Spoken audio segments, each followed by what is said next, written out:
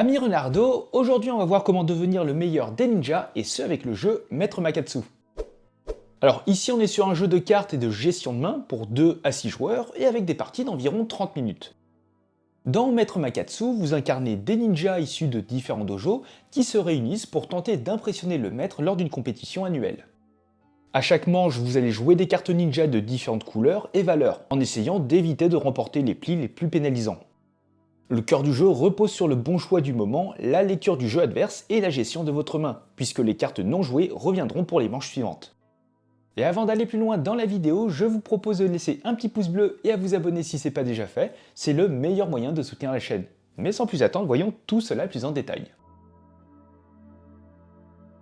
Une partie de Maître Makatsu va se dérouler en 3 manches, chacune composée de plusieurs tours, que vous allez faire à tour de rôle. Et à l'issue des 3 manches, le joueur avec le moins de points de pénalité va remporter la partie. Et pour cela, vous aurez à disposition un deck de cartes avec des valeurs allant de 1 à 8 dans 3 couleurs différentes. Et vous aurez en début de partie 4 cartes en main. A votre tour, vous poserez tout simplement l'une de vos cartes en main avant de laisser le joueur suivant jouer sa carte. Dès lors que chacun a posé une première carte, vous en poserez tous, toujours à tour de rôle, une deuxième légèrement en dessous de la première. Les 2 cartes restantes sont placées face cachée dans votre réserve à côté de votre pioche. Il s'agit de vos ninjas de réserve qui seront joués lors de la manche suivante. Et attention, vous ne pourrez jamais consulter vos cartes de cette réserve. Une fois ceci fait, il est temps de distribuer les jetons de pénalité. Pour chaque couleur, en commençant par le bleu, puis le jaune et enfin le violet, le joueur ayant joué la carte de plus haute valeur reçoit un certain nombre de jetons. Un jeton pour la couleur bleue, 2 pour la couleur jaune, et un jeton ainsi que le maître Makatsu qui fait office de jeton premier joueur pour la couleur violette. Durant la première manche, vous allez distribuer des jetons qui valent 1 point de pénalité. Lors de la deuxième manche, chaque jeton vaudra 2 points de pénalité, et enfin 3 pour la troisième manche. Dans cet exemple, le joueur rouge reçoit un jeton car il possède la carte bleue de plus haute valeur. Le joueur bleu reçoit 2 jetons pour avoir la carte jaune de plus haute valeur. Et concernant le violet, le joueur rouge et vert sont à égalité. Dans ce cas, c'est la personne qui a posé cette valeur en dernier qui récupère le jeton et le maître Makatsu.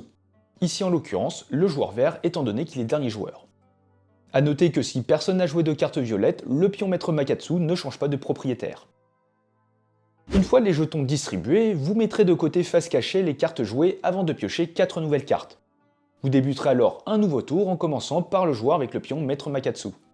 Vous les enchaînerez ainsi jusqu'à arriver au 6e tour, c'est-à-dire lorsque votre pioche est vide. Cela va alors clôturer la première manche. Pour initialiser la deuxième manche, vous allez prendre et mélanger votre réserve de ninja, soit un total de 12 cartes. Vous allez effectuer cette deuxième manche de la même façon jusqu'à ce que vous ne puissiez plus piocher, c'est-à-dire au bout de 3 tours. Et à noter que vous allez cette fois-ci distribuer les jetons de valeur 2, donc 2 points de pénalité. Et pour ce qui est de la troisième manche, vous allez de nouveau récupérer et mélanger les cartes de votre réserve, ce qui va faire donc un total de 6 cartes. Et après le premier tour, au lieu de mettre vos 2 cartes restantes en réserve, vous les conserverez et piochez vos 2 dernières cartes. Vous pourrez ainsi faire votre ultime tour. Et bien sûr, vous distribuerez cette fois-ci les jetons de valeur 3. À l'issue de la troisième manche, vous allez tout simplement compter le nombre de pénalités que vous avez. Et le joueur qui en a le moins remporte la partie. Et les amis, je vous propose quelques tours de jeu histoire de mettre toutes ces règles en application, avec une configuration 3 joueurs, avec un joueur bleu, rouge et vert. Donc pour le début de partie, chacun pioche 4 cartes, cartes que j'ai mis face visible pour l'exemple, et ça va être le joueur bleu qui sera premier joueur.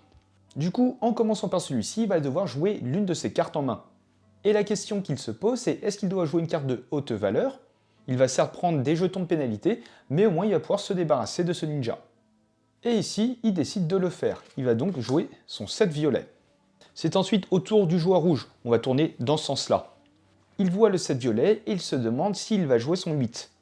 Et il va décider de le faire, sauvant ainsi le joueur bleu, étant donné qu'il a joué une carte de plus haute valeur.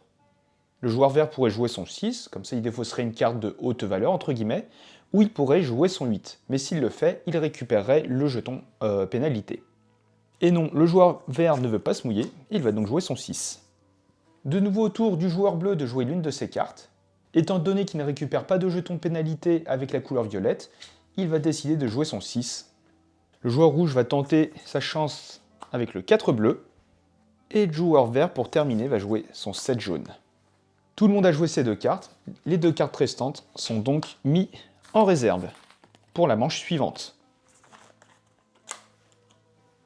La question qu'on se pose donc à chaque tour, c'est quelle carte je veux garder pour la manche suivante. Ensuite, on va distribuer les jetons de pénalité.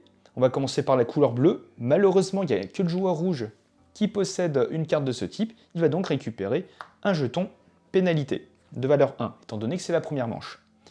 On passe ensuite au jaune. On a un 7 ici, 6 ici. C'est donc le joueur vert qui va se récupérer 2 jetons. Et pour terminer, un jeton pour le joueur bleu, ainsi que le jeton Maître Makatsu, mais étant donné qu'il l'a déjà, il ne change pas de propriétaire. Les cartes sont ensuite défaussées, et on repioche 4 nouvelles cartes. Et on recommence un nouveau tour en commençant par le joueur bleu. Et en voyant sa main, il décide de tout donner, il va donc jouer un 8 jaune. On est sur un 7 violet du côté du joueur rouge, et un 8 bleu du côté du joueur vert. Le joueur bleu a vu le 7 violet du joueur rouge, il va donc cette fois-ci jouer son 6 violet au lieu de jouer son 8. Le joueur rouge pourrait jouer son 1 jaune pour être sûr de ne rien prendre, mais c'est peut-être un peu risqué pour la manche suivante. Il va du coup jouer son 7 bleu, étant donné qu'il y a le 8 bleu de ce côté-ci. Et pour terminer, étant donné que c'est le joueur vert qui va récupérer le jeton de la couleur bleue, autant jouer son 7. Du coup, hop, un jeton pour le joueur vert.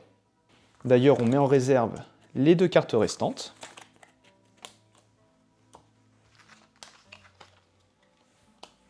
Pour le jaune, c'est 2 jetons pour le joueur bleu. Et pour le violet, un jeton pour le joueur rouge. Et il récupère le maître. Et les cartes sont défaussées. On va faire un petit saut dans le temps et arriver directement au dernier tour de la première manche.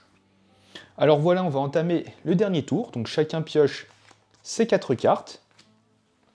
Et vous noterez que les joueurs ont seulement gagné les jetons pénalités des 2 premiers tours. Du coup, on va démarrer en partant du joueur rouge, qui va jouer son 6 violet. On a un 7 violet du côté du joueur vert, et on va du coup jouer le 4 violet pour le joueur bleu. Étant donné qu'on a un 7 là-bas, autant se défausser de ces grosses cartes violettes. Et le joueur vert va défausser, enfin jouer, son 4 jaune. Et pour terminer, le joueur bleu va jouer son 5 bleu.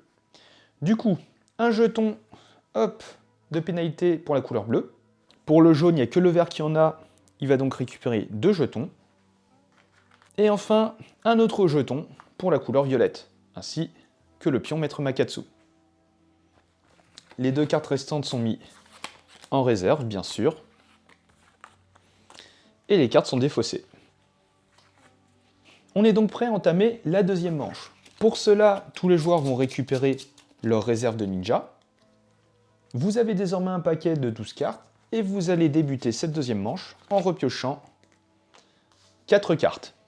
Vous allez ainsi enchaîner les tours en distribuant cette fois-ci les jetons de valeur 2 pour cette deuxième manche et concernant la manche 3, les jetons de valeur 3. Et tout simplement à la fin de la partie, vous allez additionner les points de pénalité que vous avez et le joueur qui en a le moins remporte la partie.